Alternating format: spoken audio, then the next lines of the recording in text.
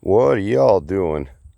So I was just picking up my pile here of the tomato plants, and I just found something that's super cool. Like, I've only seen it on Google, and I've never seen this in real life.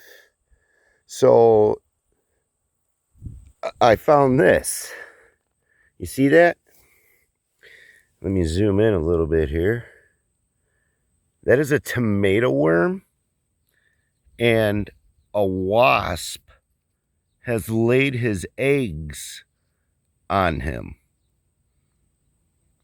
Isn't that awesome? I mean, sucks for him, but that is so cool. I've only seen pictures, and now I'm seeing it in real life. Wow, that's amazing. But yes, a wasp laid its eggs on him.